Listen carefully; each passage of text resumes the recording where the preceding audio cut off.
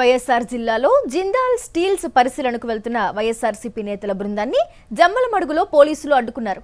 వైఎస్ఆర్సీపీ నేతలను కదలనివ్వకుండా జమ్మలమడుగును అష్టదిగ్బంధనం చేశారు పోలీసులు. దీంతో పోలీసుల వైఖరికి నిరసనగా వైఎస్ఆర్సీపీ నాయకులు నిరసన వ్యక్తం చేశారు. కూటమి ప్రభుత్వం కావాలనే పోలీసులను అడ్డుపెట్టుకుని కుట్ర చేస్తోందని మండిపడ్డారు.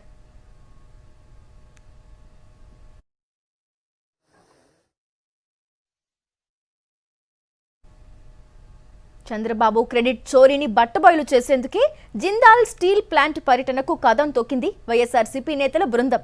2023 ఫిబ్రవరి 15నే జిందాల్ స్టీల్స్ కు అప్పటి సీఎం వైఎస్ జగన్మోహన్ రెడ్డి భూమి పూజ చేసి 3500 ఎకరాల భూ కేటాయింపుతో పాటు అన్ని వసతులు కల్పించారు.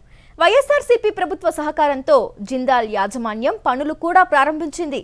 అయితే ఈ క్రెడిట్ ను తన ఖాతాలో వేసుకునేందుకు చంద్రబాబు కుట్రకు తెరలేపారు. ఈ నెల 3న మళ్లీ భూమి పూజ చేసేందుకు సిద్ధమయ్యారు.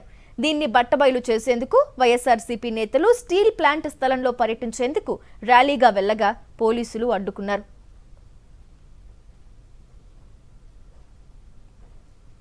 ప్రజాస్వామ్యంలో భావ ప్రకటన స్వేచ్ఛ లేదా అని వైఎస్ఆర్సీపీ నేతలు ప్రశ్నించారు. పోలీసులను అడ్డం పెట్టుకుని కూటమి ప్రభుత్వం అణచివేత ధోరణికి పాల్పడుతోందని మండిపడ్డారు.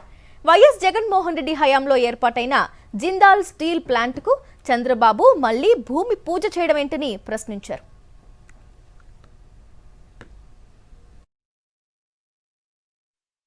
పెట్టుబడిదారుడు కూడా జేఎస్డబ్ల్యూ చైర్మన్ సజ్జన్ దిల్దాన్ గారిని ఒప్పించి 8,800 కోట్లు పెట్టుబడి పెట్టేదానికి తీసుకొచ్చి పనులు ప్రారంభించి అన్ని చేయడం దురదృష్టం కొద్దీ గవర్నమెంట్ మారడం వల్ల జగన్మోహన్ రెడ్డి గారికి పేరు వస్తుంది, ఆ పనులు కొనసాగిస్తే అని చెప్పి 2 ఏళ్ళు కూటమి ప్రభుత్వం నిర్లక్ష్యం చేసినారు. ఇప్పుడు కూడా డబుల్ ఇంజనే ఉంది. ఆ రోజు డబుల్ ఇంజన్ నుంచి ₹1 ఖర్చు పెట్టలే, ఈ రోజు కూడా డబుల్ ఇంజనే ఉంది.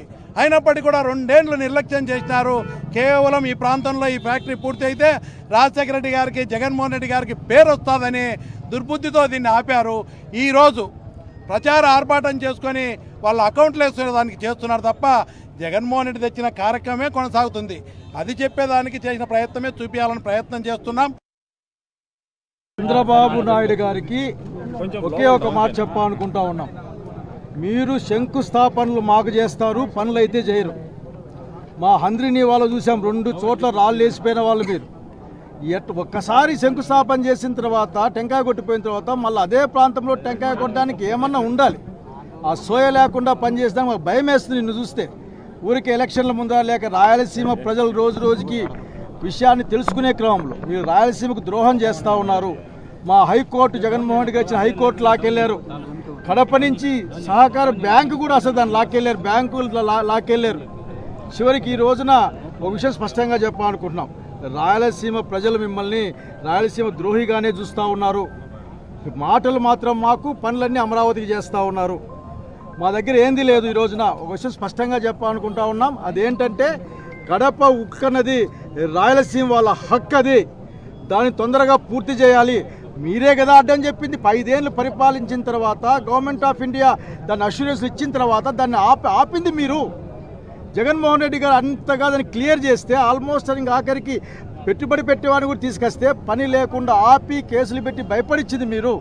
కనుక ఈ రోజున వాస్తవాలు చెప్పడం కోసం త్వరితగతిన పూర్తి చేయాలి. మీరు ఎవరు పూర్తి చేసినా సరే కడప ఉక్కు ఫ్యాక్టరీ పేరు మీద ఉండే పేర్లు 2, వైఎస్ రాజశేఖర రెడ్డి గారి పేరు, వైఎస్ జగన్మోహన్ రెడ్డి గారి పేరే ఉంటున్న సంగతి గుర్తుపెట్టుకోమని చెప్తా ఉన్నాను.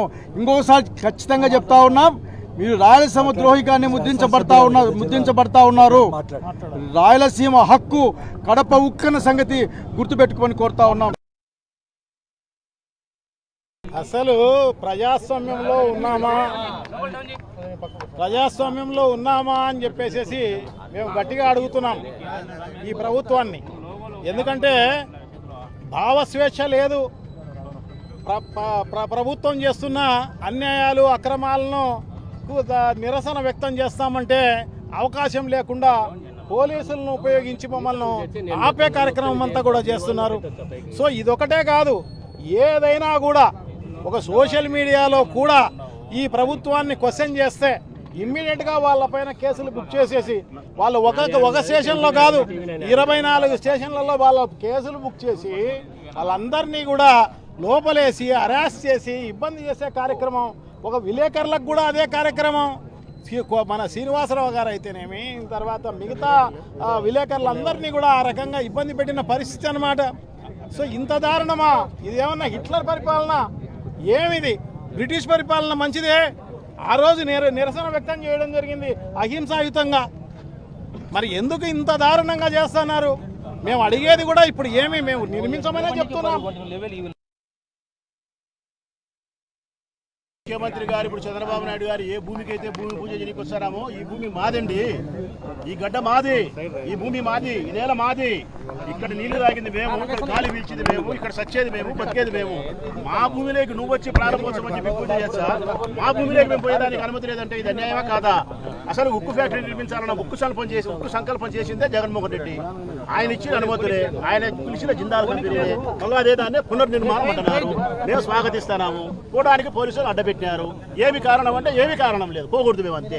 సరే ఈ రోజు పోనీరు, 3వ తారీఖు వచ్చిపోతాం, 4వ తారీఖు పోమా, 5వ తారీఖు పోమా, మీరు ఏమైనా చెల్లేసుకొని ఉంటారా? ఇక్కడ ఉండేది మేము.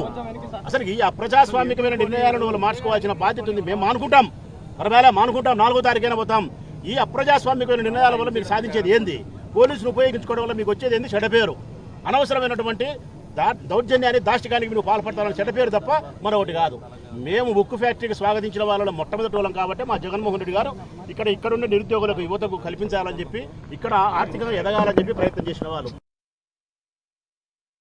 కనీసం రాయలసీమ స్టీల్ ప్లాంట్ గురించి, కడప స్టీల్ ప్లాంట్ గురించి ఏ ఒక్క స్టెప్ అయినా వేసాడా?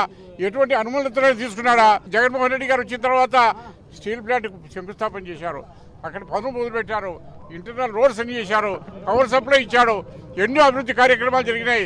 రండి చూద్దాం అక్కడికి పోయి. నీ టైంలో, చంద్రబాబు టైంలో 7 సంవత్సరాలు ముఖ్యమంత్రిగా పనిచేసావు. ఏం చేసావు కడప జిల్లాకు? స్టీల్ ప్లాంట్ గురించి ఎప్పుడూ ఆలోచించావా? ₹1 నువ్వు ఖర్చు పెట్టావా? ఇదే జగన్మోహన్ రెడ్డి గారు 2023 వరకు ఇన్ని కోట్లు ఖర్చు పెట్టాడు. ఈరోజు రహదారులన్నీ పూర్తయినాయి. అయినా కానీ జేఎల్ఎండితో అగ్రిమెంట్ చేసింది ఎవరు? జగన్మోహన్ రెడ్డి గారి టైంలోనా? మరి ఇప్పుడు మళ్ళా వచ్చి శంకుస్థాపనకు లేకపోతే భూమి పూజ అంటున్నావు. ఏం చేసినవని నువ్వు ఇప్పుడు భూమి పూజ చేస్తున్నావు? మరిన్ని అప్డేట్స్ కోసం ఛానల్ ను సబ్స్క్రైబ్ చేయండి. నోటిఫికేషన్స్ కోసం బెల్ ఐకాన్ పై క్లిక్ చేయండి.